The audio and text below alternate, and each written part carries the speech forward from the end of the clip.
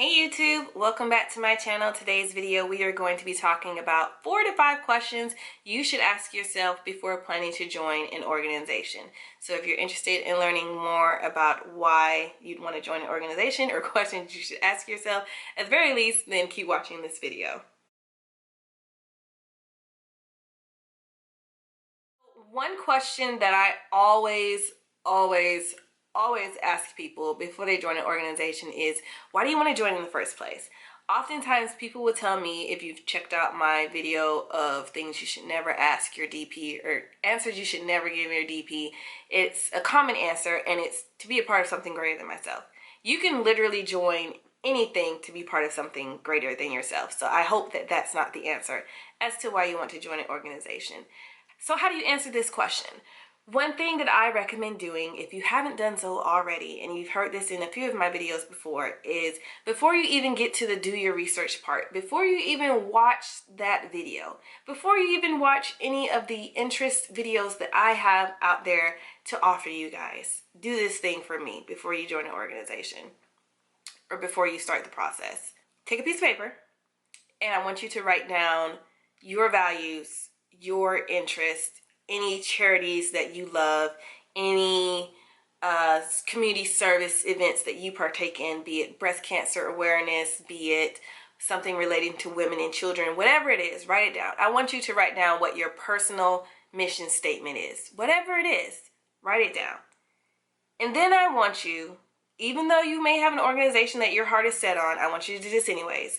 I want you to go to each organization's website and read their mission statement. I don't care that you're a legacy. I don't care that you wanted to join Sigma Gamma Rho your entire life. I don't care about any of that.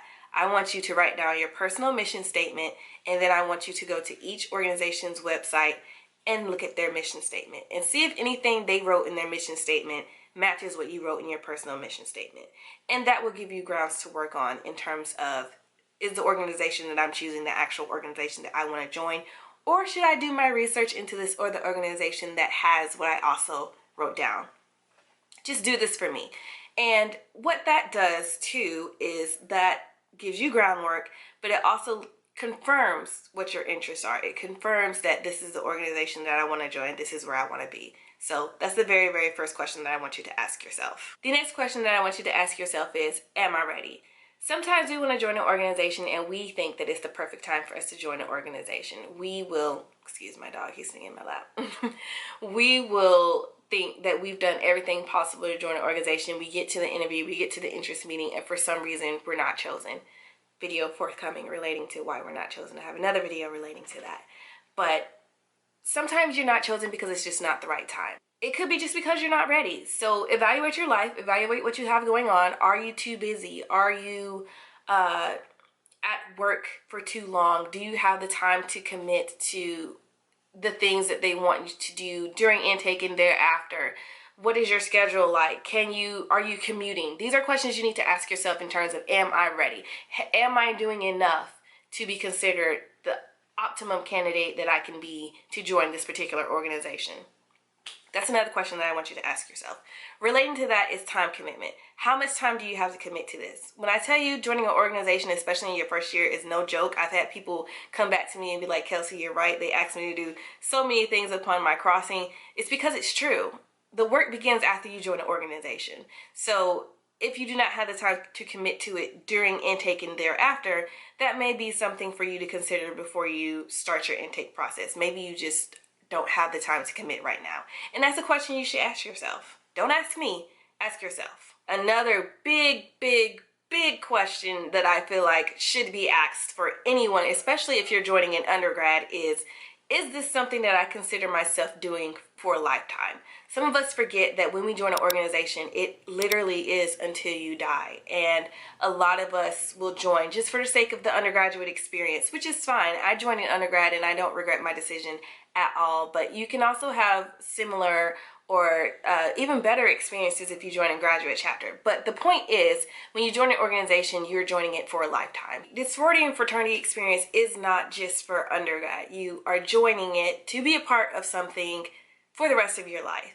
And that comes with the financial commitments, the time commitments, the planning time, like all of that comes with it. So if you really want to join an organization, ask yourself, is it something that you see yourself doing for the rest of your life? Because if you're just joining for undergrad, or if you're just joining just to wear the t-shirt, be a t-shirt wearer, which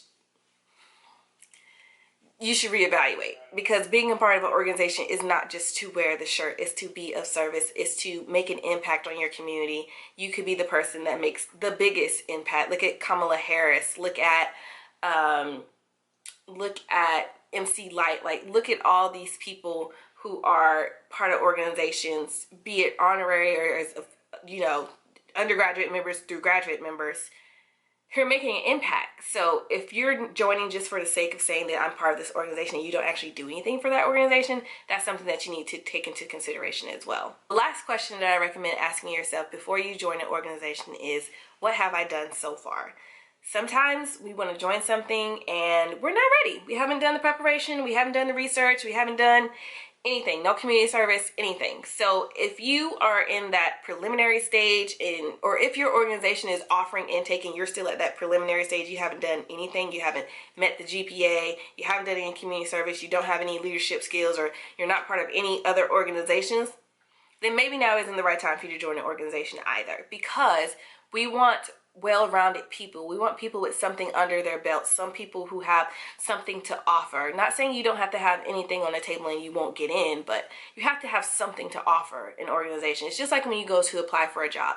You can't apply for a job that you've never had any experience in, or if you don't have any understanding or background of it, and expect that you're going to get it, because they're going to ask you questions relating to it. They're going to ask you, what do you know about it? What can you do for it? What skills do you have?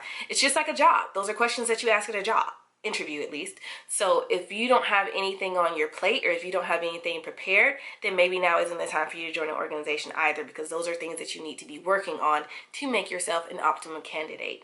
And I will continue to say that throughout the summer, or throughout my videos, is you want to be an optimum candidate. You want to be someone that isn't like everyone else who is coming in for the same thing that you are. What are you offering that's different to the table that the organization could actually use? So ask yourself these things before you start this process. I hope that you find this video helpful. Give me a thumbs up. If you have any questions, you already know you can message me. As I've stated in my previous videos, if you're messaging me on Instagram, please make sure that you are following me before you message me. It's posted on my Instagram as well. I'm only answering messages from people who follow me from now on. It's just support requires support, and I'm sure you guys understand.